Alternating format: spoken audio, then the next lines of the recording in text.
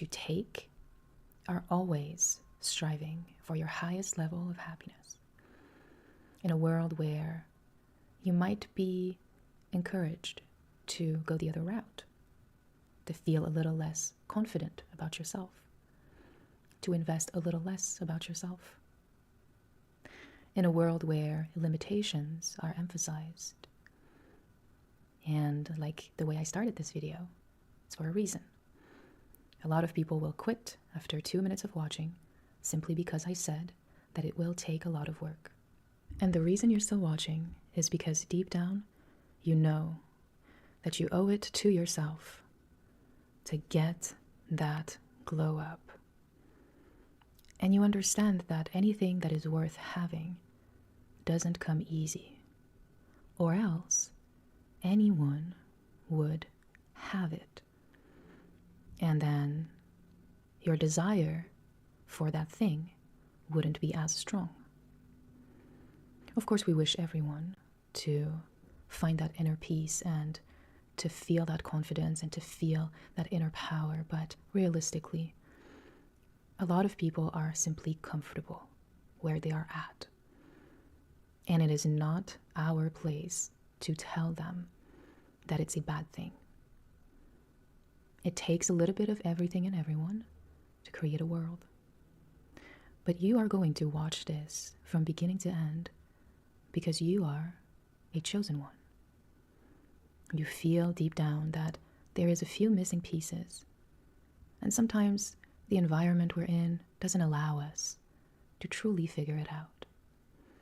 Today we're going to talk about glowing up. What does it mean? And how can you do it? Let me start with an example.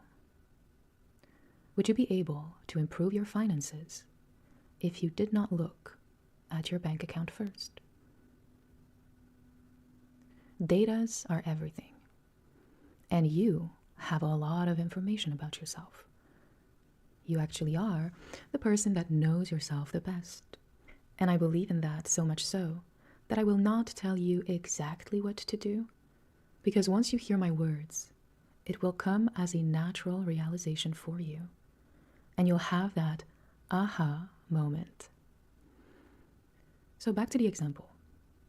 Of course, you can't improve your finances if you don't know exactly where you start. And so, knowing yourself is the foundation. If you are interested in knowing more about the concept of understanding who you are, I have another video on that, which I will link below. But let's give you a brief summary.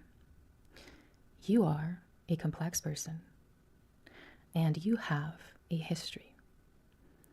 Things have happened to you. You've put yourself in situations. You've met different people, or you've been isolated your whole life. Heck, what do I know? But all of these experiences combined create who you are, or at least the perspective that you have on life. Sometimes it's a very wide perspective, but sometimes it's a little minimizing. Let me give you an example. If you grew up with parents who used to tell you that you're never going to be good at anything, or how could you do that? You're not special. This is very difficult. Do you realize how hard it is to make $1 million? Do you realize how hard it is to enter theater school? Do you know how hard it is to exist? Essentially was the message sent to you. And that is one example. That could have been reinforced by friends, a toxic partner, relationship, and so much so that it became your perspective of yourself. Let's go back to the bank account example. Let's say you're opening it and you have $4.44 left to your name. You might be thinking, my God, I'm so broke. What am I going to do? I'm never going to be able to fix that. I'm never going to be able to make my situation better. But the reality is, you can also look at that same exact number and think to yourself, something needs to change. Something's not working. Something needs to change. But you see how the focus is not blaming yourself, and instead it's an overall view of the situation, which is what it is, and you have the power to change it. You're observing it. I have $4.44. But instead of saying to myself that I'm a brokey, I'm never going to be good at anything, and this is my fault, you're taking responsibility and you're saying, what can I do next? How can I fix that? What happened? Let me look at exactly the transactions and let's fix a little goal, just a little goal to start maybe feeling more safe and secure within my finances or my life in general. And you see, when in your life you put yourself at a lower level than other people, you are doing the same thing. I am not good enough. I am not meant for success. I can never do that thing. It's so hard. It's challenging to put myself out there. And while these feelings are valid, and I respect that you are experiencing them, the reality is, are you taking the actions that are necessary for you to even have some data about, is it hard? Is it good? Is it doable? Are you gathering the data, or are you looking at other people's experiences to make that a proof to yourself? The thing is, while some people might say, it's very difficult, you will never be able to do it, I wasn't able to do it, so how could you? Their perspective of life is very limited. It's shrinking. It's so tiny, it doesn't fit anymore. And that's why you're watching this, and that's why you know that you need to glow up, because a lot of people have stained you. It's not that you're not already perfect, confident, beautiful, worthy. It's that other people made you feel that way. And you didn't know better at the time. So you took it in and you were like, all right, bet. This is what we're running with. And do you see how, by doing so, by taking other people's advice and opinions that you wouldn't trade lives with, you are putting yourself second. And that's where you need to glow up, because it is your birthright to have fun.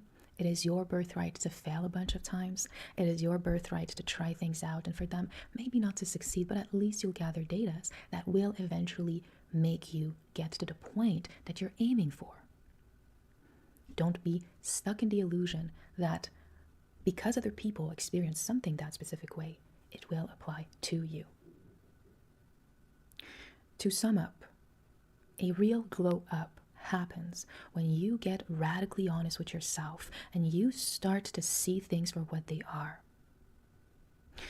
Instead of listening to other people's perspective, you question them, you respect them, and maybe you'll say, you know what, I like that for you, but not for me.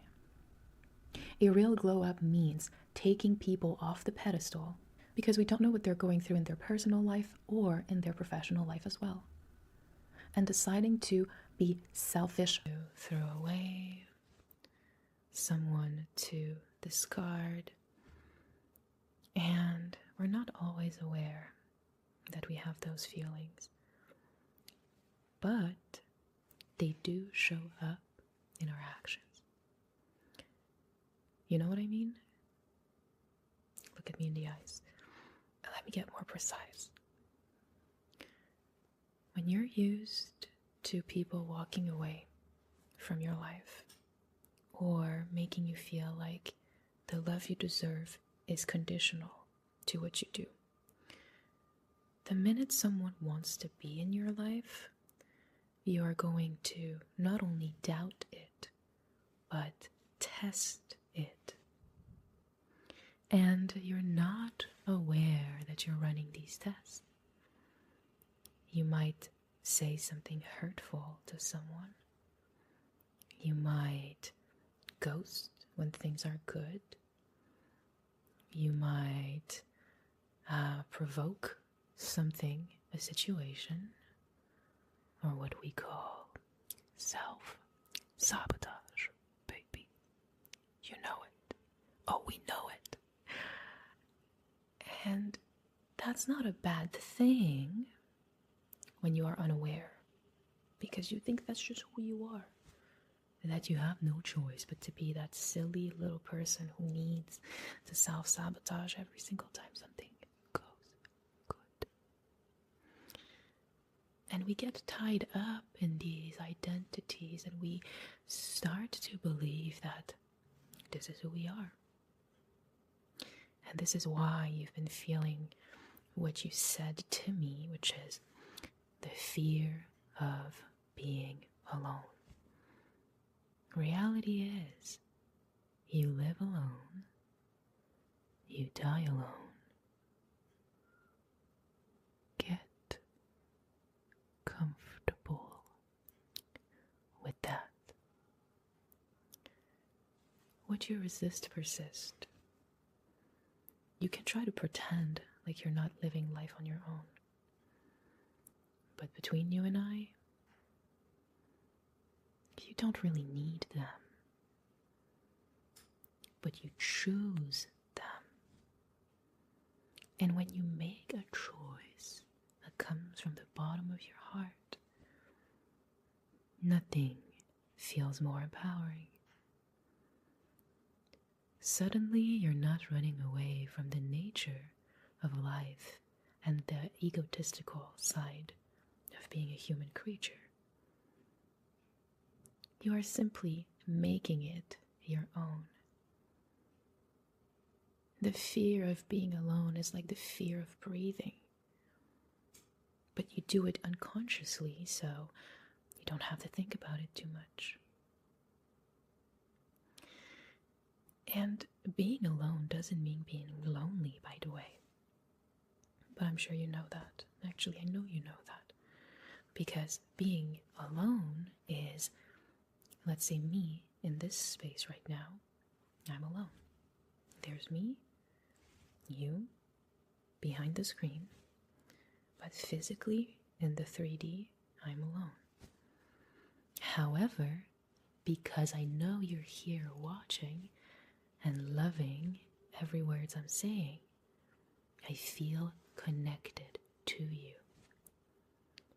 And this is true for the friends that you have that aren't physically with you, or the memory of old, maybe roommates, workers, co-workers, parents, acquaintances, I don't know. But what I do know is that you've been connected all of your life. And for two people to connect, you need two pieces coming together and bringing something to one another. The fear of not falling in love or not experiencing what we see in the movies, which is usually the tough love, the intense back and forth, the deep rejection, fighting for a relationship that at the end of the story, at the end of the day, ends up working. And you think that with everything you're doing, working, taking care of yourself, building your friendships, building your relationships, or trying to, and also your money, and figuring out how to manage everything and to remain consistent, you are telling me that you could have the time to live a storyline that was written for your entertainment only, where people are paid to act as this fantasy, this grandiose experience of love.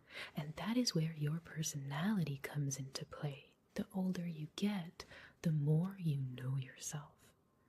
And maybe you're suited for a relationship that's intense, and maybe you're suited for a relationship that's more comfortable.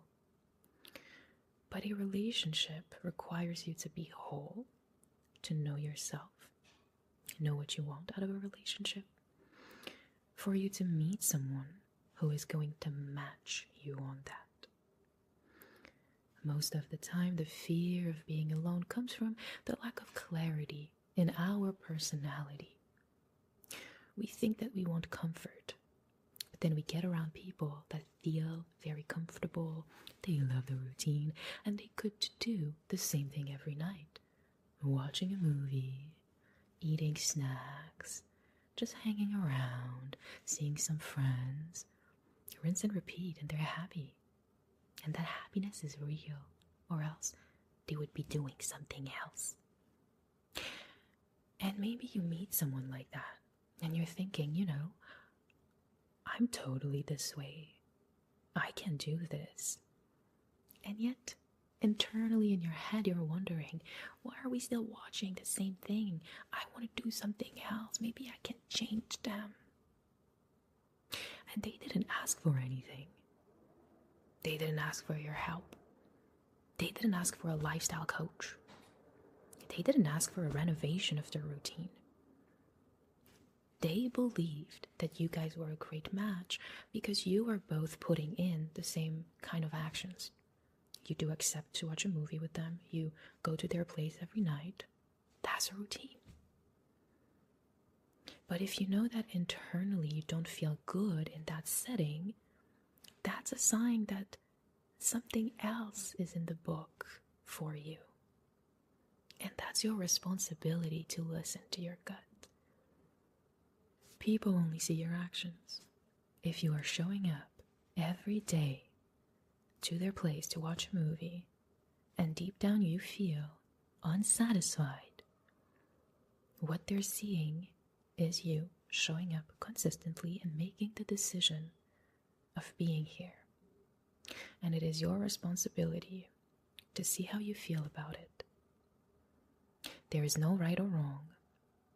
Loving a routine doesn't make you a bad person. It's a personality type. But everyone deserves respect. So if you feel like you are unsatisfied with that and you become bitter in these relationships, it's simply because you haven't evaluated who you are to begin. And you need to go back to the drawing board and really ask yourself, who am I? What is my personality type? What makes me happy? And from there, if you need a relationship that's more dramatic, requires more back and forth, more chaos, emotional uncertainty, then you must pair with someone who's also willing to do that. And just know that your relationships will take a higher percentage of your day-to-day life versus someone who is into routine in their relationships but take a lot of risk at work. You remember I told you about the triangle of life, where you have health, wealth, and relationships. We literally drew it together.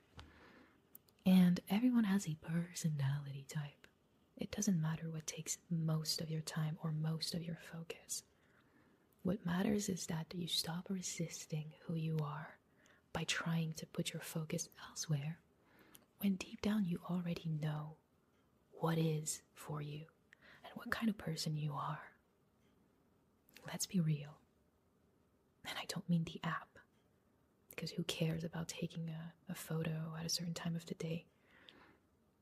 I mean, the only reason I kind of removed the app from my phone, to be honest with you, is because it just feels like a responsibility to me. I don't know. And it didn't feel fun. And that's a good example that we can actually take. Some people will love using an app a certain way with certain restrictions. And other people will be like, nope, that's a responsibility. And you will feel the same way about anything. But wherever you go, there you are. You can have 30 new beginnings, and it's still about you. You bring your personality everywhere you go. You bring your character everywhere you go. You bring who you are to the core, your human experiences, everywhere you go. And if something isn't working for you anymore, do not fear. Embrace and take the responsibility to make the right changes, because you deserve to live your life. And even though we go through life mostly alone, choosing the right company will make it worth it. But if you live in fear, what you're truly experiencing is a lack of self-awareness.